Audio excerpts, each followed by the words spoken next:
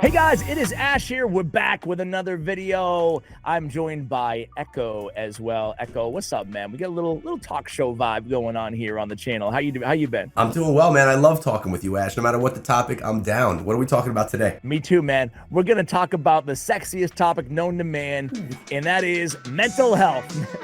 Not really, but kind of, right?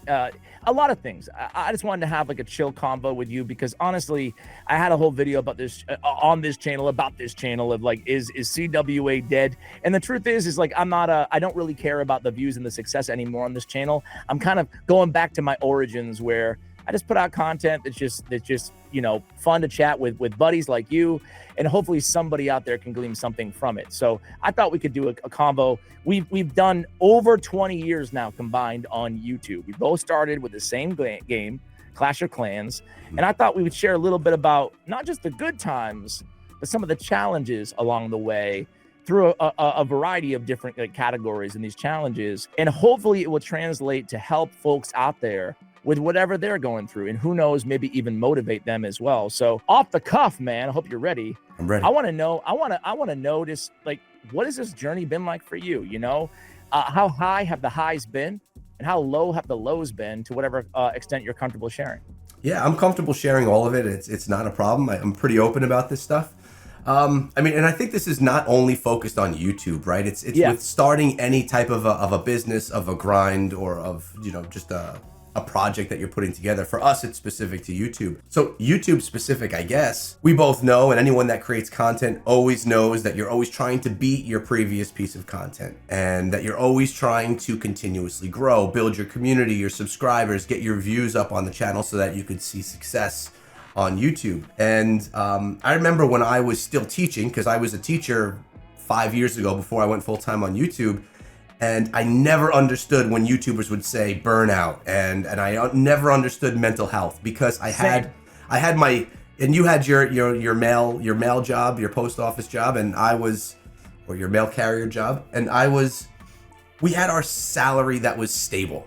No matter what happened on YouTube, we still paid our bills with that. But once I went full-time, I was full-time and only did YouTube for a year, and I started to feel those things. And I'm a resilient guy. I'm not overly emotional. I could grind like the best of them. And I started feeling like, what my whole life is reliant on this YouTube channel, my family, my mortgage, everything reliant on this. Everything, yeah. Yeah, and it brings a lot of stress. And yeah, it's a dream job to be able to play video games for a living. We know it's a lot more than that, but there's a lot of responsibility along with a social media account when you think of it. And with that, when you start dwelling on it, because you do when you do it for full time, it comes with a lot of, burnout because of how you push yourself, but also that mental health where you really start to get scared and just unsure of, was that the right move to leave my career to do something like this? Did you ever think it was a mistake? Not once, no. Okay. Luckily for me, I've been able to take things that I've done with YouTube and apply them in other areas for other jobs as well. So I did streaming in finance, which had nothing to do with YouTube at all, but I knew how to stream. I was able to do fairly well doing that. I've worked for you with AMG, and I've done a bunch of agency related things, all skills that you pick up along the way. But never once have I said that I wish I didn't quit teaching. Thought about going back once or twice, but then came to the realization that it's not what I want to go back to, that I love what I'm actually doing here, even with all that stress. If you could go back and tell yourself when you were starting YouTube, your first video, give yourself a little bit of advice, what would you say to yourself? I'll tell you what. I remember vividly being at an engagement party with my wife, with a friend that was a teacher, and my YouTube channel had just started. I had like 1,000 subscribers. And I remember my wife talking to one of her friends saying, talking about how I do YouTube. And for some reason, she had this confidence in me and said that I was going to be a YouTuber, like that I'm going to eventually quit teaching and be a YouTuber. I was literally a couple of months in. And I think from the start, obviously there's tons that we could all learn on day one. If I knew what I knew now on YouTube day one, I would have probably been even more successful. But I think I went in with the right mindset. I had my schedule. I knew what I wanted to put out, how often I wanted to put it out, which was daily videos. On day one, I said I'm going to put out at least one video every day for a year and not miss. And because I'm so OCD and everything, I just kind of did that for 3 years. I didn't miss one upload for 3 years. I did the same thing. Yeah, I bet you did. So, I mean, that's a huge part of it. Being successful on YouTube or in any business, you have to be willing to put in the time. And Ash, my first year on YouTube, I made $174 in a whole year. And I did approximately 500 and something videos because I was covering Clash Royale and Clash of Clans. Most people aren't going to go through that pain and punishment. And I was up from 10 p.m. to 1 a.m. every day doing my videos and then waking up at 5:30 to go teach. Very parallel, my friend. You know, I had the same sort of mentality. And you know, this is, I think the biggest advice I give to anybody out there, whatever your field or interest is you can really get joy and fulfillment in life out of projects. You know, like it's a broad way to describe it, but if you're looking for happiness and fulfillment in life and meaning in life, I think that just getting into a project that you can grow incrementally every day, and that's the end goal. There is no end goal per se, right? Because you're always gonna, I mean, it's cliche, we hear it all this time, but I remember in the beginning I was like, if I can just get 30,000 subscribers, whatever it was, whatever those thresholds. And it's nice to have goals. Some people really drive it, that can drive them, but I realized in hindsight that it was really the journey, which is a microcosm of life, right? Like, you know, you could be saving up millions of dollars, but are you enjoying the relationships that you have? Are you enjoying whatever you're doing to save up that money or whatever it may be, right? So like, I've realized that it's so true that the goal is never going to bring fulfilling satisfaction, you know, long term. You know, you might be experience it for a moment, but there's a reason why celebrities and billionaires and millionaires are still depressed and you know, it can still be very miserable people, right? And because it's not about it's not just money I'm talking about. It's just like, you know, subscriber goals or whatever it may be, right? But like, to me, there's a lot of joy and fulfillment that can come in to just doing something every day that is yours. You know, that it could be writing a children's book. It could be a million things. And the only way to do it, just to your point, is to do it, right? Is to do it and commit your time to it, right? Because you can see sitting on the couch or sitting watching this video wherever you are in your car or whatever. And like, thinking about these things is one thing. We all do that. But one thing about you and I that I think that we have in common is we just try a lot of stuff. You know, like, I've tried a million things that have failed, a million things. And you probably have too, but I think that a lot of it, for me, a lot of the joy, especially in hindsight in life, comes from engaging in projects and just seeing that incremental growth and thriving off of it and trying to learn something, you know, new every day and remaining curious at all times. Does that resonate with you? Yeah, it does totally. I mean, when I think about it and, you know, like my life financially, right? It's changed very much from when I was just a teacher to when I was a teacher and a YouTuber. And throughout the years, it's changed. And it's very true what they say. And again, it's kind of cliche, but when you make more money, you spend more money. And I mean, that's exactly what happened to me. And then, you know, moving from this house, going to that house. Now I have to make more money on a regular basis because I have that expense on a regular basis. So for me, it's never been the amount of money, whether it be small or big, that makes me happy. Money to me is what can I do to maintain my family's security. I want to make enough money plus a little bit extra so that my family can be secure, so my wife can get her vacation that she wants to go on every year. I just want everyone to be happy. I want my kids to have a college fund. I want to do as much as I can there. But I mean, I'm here on YouTube for 9 years and I still love recording videos every day. It's literally a passion that I have. And I'm always trying to figure out what video's next. What's the next channel that I'm going to spin up? What game am I going to try next? And, you know, what are we going to do next with the community? But because I love doing it and I love building it, it's really just, that's where the enjoyment comes from. Building something that you care about, whether that be a YouTube channel, whether that be a business, or even just a side hustle. Essentially, that's how we both started, right? We started YouTube channels as a hobby, then it was a side hustle, and then you're like, oh man, maybe I could stop carrying the mail and I could do this full time.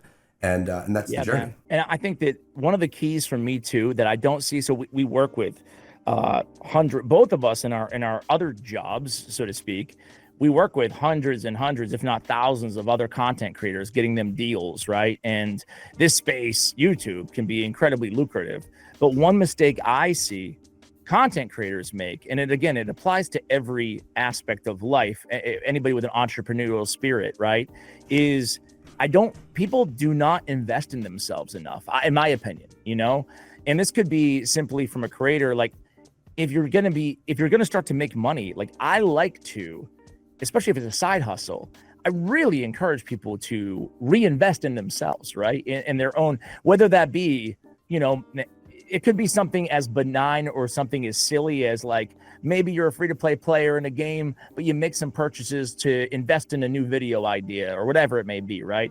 It's probably the worst example, but like a more tangible one could be maybe you just upgrade your equipment, or you pay an editor to try a brand new channel using money that you saved up off your main channel, and it might fail, but like taking those chances. I think that I thrive off of taking chances in life, right? And I know I'm going to fail a lot of the time, but I like trying new things out. Are you the same way, or do you disagree with that?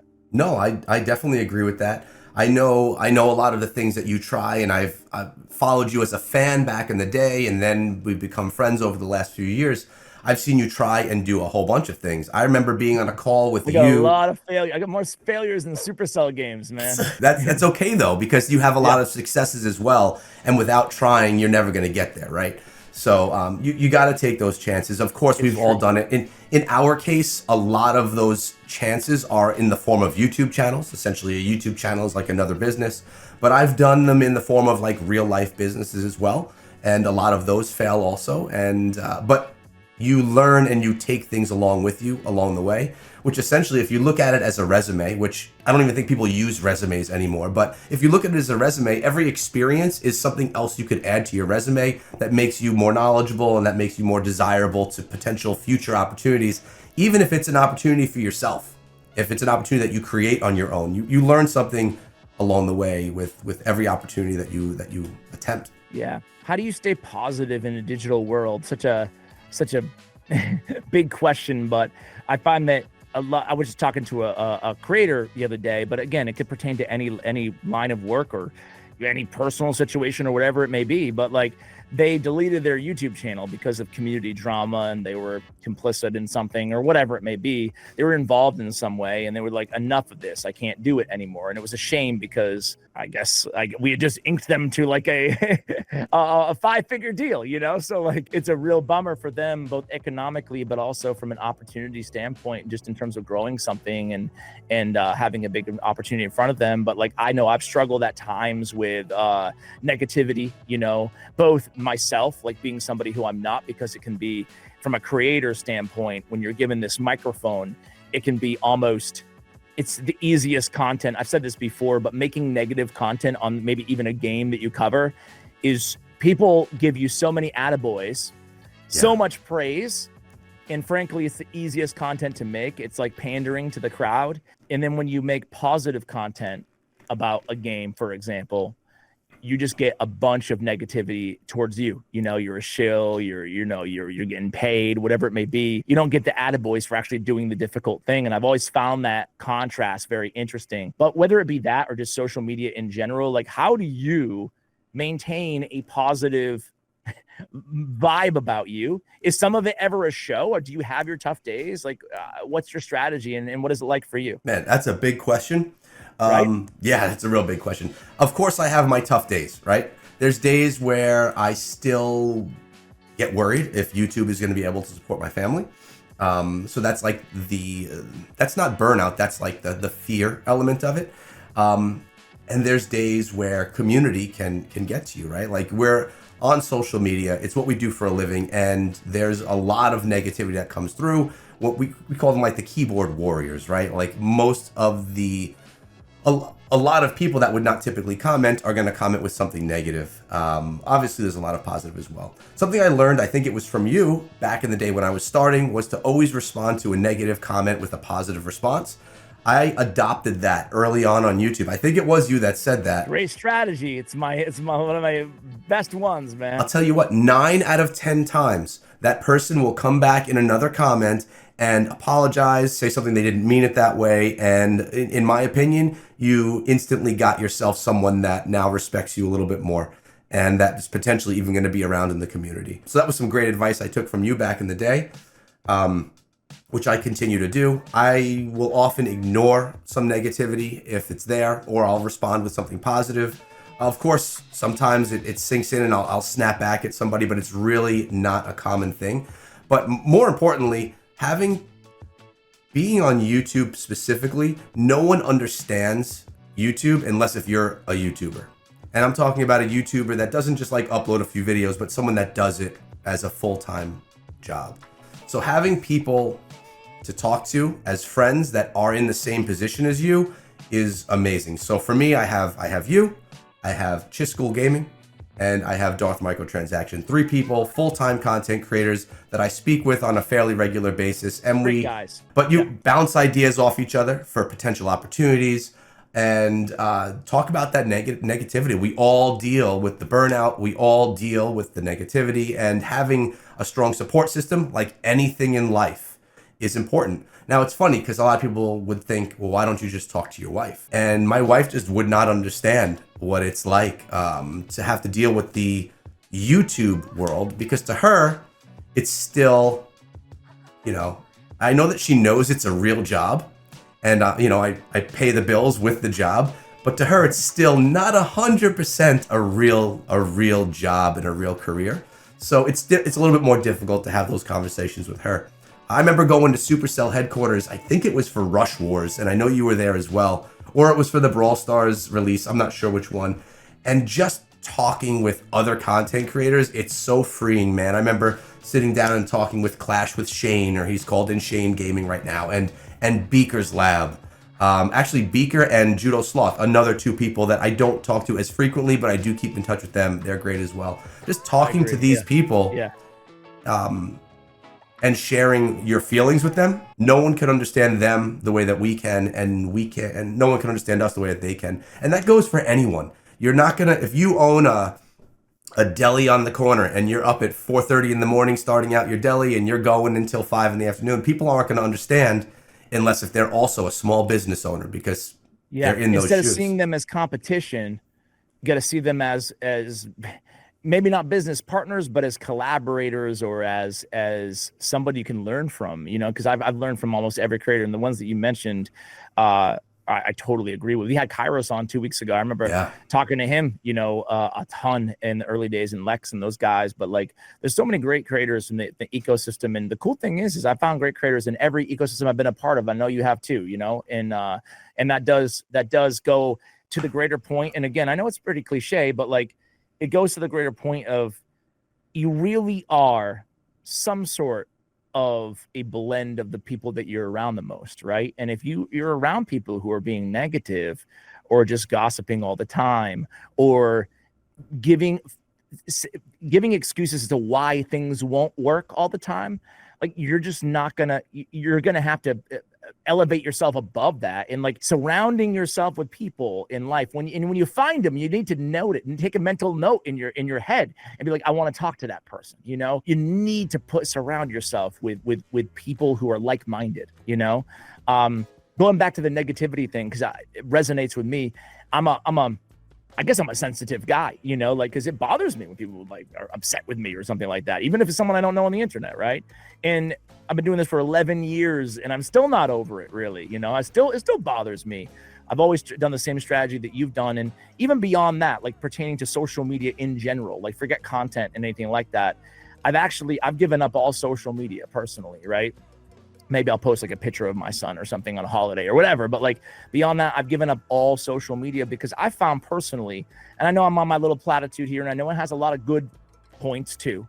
And I know I'm not the first one who said anything like this, but I just find that, like, the proof is in the pudding, that social media is optimized to get people engaged, right? Mm-hmm. The best way to get people engaged is to make them upset, or fire them up, or get them mad or passionate about something. And the strongest passion is fear and anger, So that's why I've noticed over time, because we're both old, we're both in our 40s, we grew up without social media, right?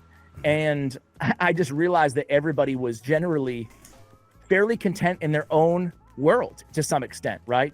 Sure, we had newspapers and stuff like that, but that's it, and like people just coexisted and they kind of lived in their world. And now it's weird because even if you're just reading the news, right, you can read any given day about, I'll just go with the most morbid, awful thing in the world, but like a child dying somewhere, like that shouldn't have. And you can find, and I know that's extreme, but it's still true. And you can find something to get rightfully so upset about every day if you look online. All you got to do is look.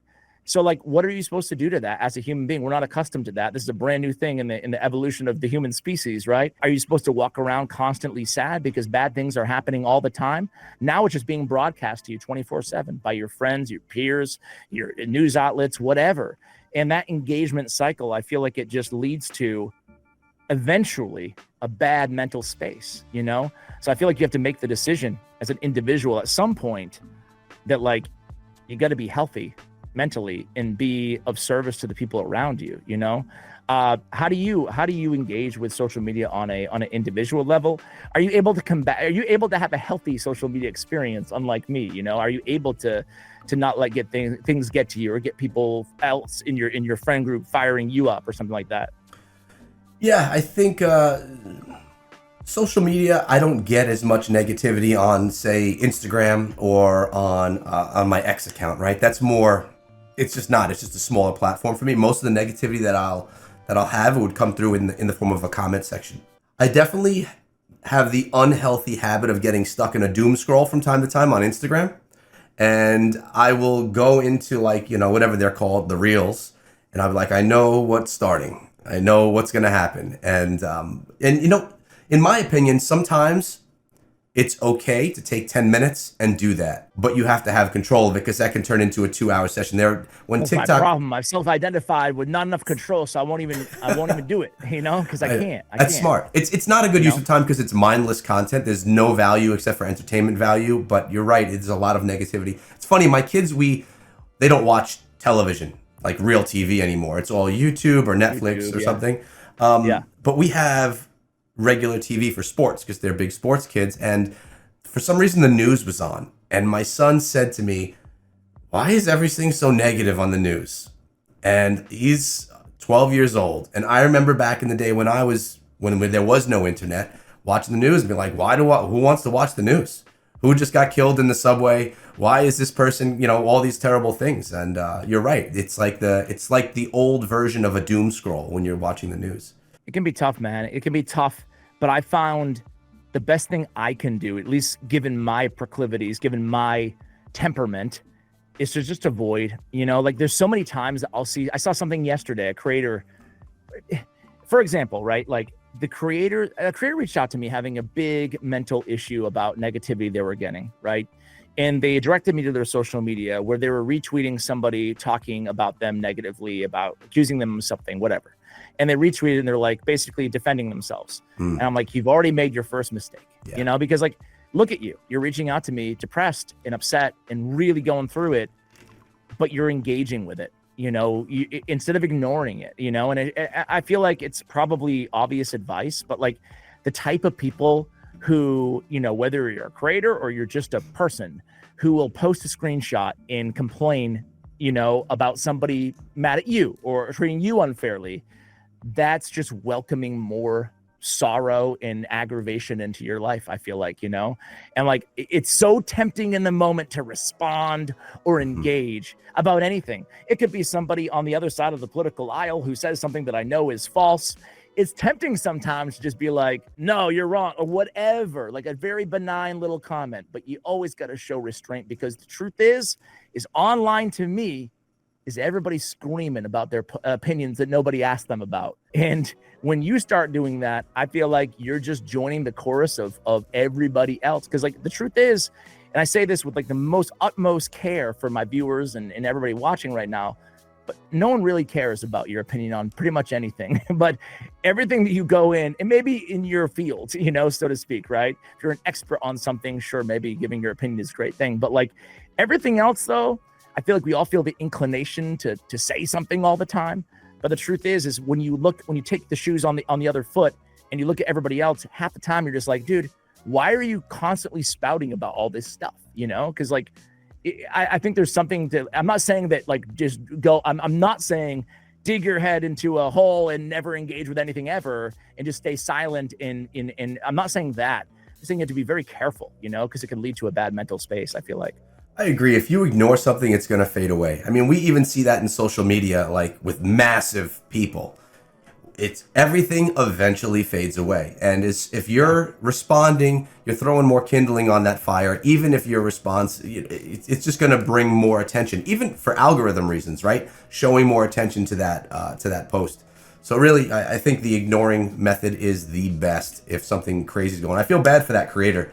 I don't know who you're talking about, but that's unfortunate, you know, especially if they've gotten to a level where it's like a successful career for them. That's too bad. Oh, so successful, yeah. And then it's like, why are you doing this? Why are you engaging with your haters? Like, why are you doing that? Yeah, especially publicly? Like, why are you reposting it? But either way, hey man, let's end on a positive note. Whether you're starting out on a YouTube or a Twitch or something like that, or whether you're starting out on maybe like an eBay side hustle, right? Like whatever it may be, give some like general advice, like from your experience in life here as a fellow old dog here on YouTube. What are some advice for anybody starting? Because like it's one thing to say, just do it. Another thing is like, where do you start, and what are some tips maybe to help you out along the way? Yeah, man. I mean, when I started on YouTube, I didn't know anything about YouTube, and I learned along the way. So the excuse that you don't know anything about it is not a good excuse. Like there's always ways that you can learn, especially nowadays. Just starting is cool because it gets you started, but there's no motivation to continue if you start seeing failure, which you're going to see in the beginning no matter what you're doing. So I think setting goals, like for me on YouTube, I said I'm going to go 1 year, which is probably a long goal, but I'm going to go 1 year and upload every day and then look at what we did. And what happened was, I wouldn't say I saw massive success. I did grow over that year, but I got myself into the routine of doing something, and it was just part of my day. And I really enjoyed doing it. So set yourself some goals that are realistic, that you can actually, like if I said in my year 1, I'm going to reach 100,000 subscribers. It's not based on your results. It's based on your actions, your goals. Right. Yeah. My goal was to record every day. Yeah. I like that. Yeah. And I think, I mean, if I was dreading recording a Clash of Clans video every day, I probably wouldn't have been doing it anymore, but I really did love it. And I also, saw the potential, the future. I really believed from the first week on YouTube that if I continued to do this for a certain amount of time, that I would be successful. That's a big part of why people are successful, is their ability to just not give up and to continue doing it for long enough. I love it, man. I love it. I think that's a great spot to end this convo, although I'm sure we could go on for hours. So let us know if you have any other topics you'd love to see Echo and I discuss on our little pseudo unofficial podcast type format here. But I agree. I think that making your goals, going back to the beginning of the conversation, setting your goals based on behavior that you can control, not things outside your control. And as long as you're doing that, I think you're going to be successful, because you're going to be, as long as you can stick with your own, your own behavior, right? And hopefully turn these daily chores into daily rituals that you actually enjoy doing and you almost can't go without doing, as long as they're constructive, productive, a project that you're involved in. I know you guys can be successful on as well, right? And success meaning happiness, real fulfillment, versus the end goal and making a lot of money or making somebody else happy, other than yourself. So anyway, great chat, guys. Check out Echo's like 15 channels. I'll link them all for you guys in the description below. Echo, thanks for joining me, man. Let's do it again soon. Thank you guys for watching till the end. And as always, take care, guys.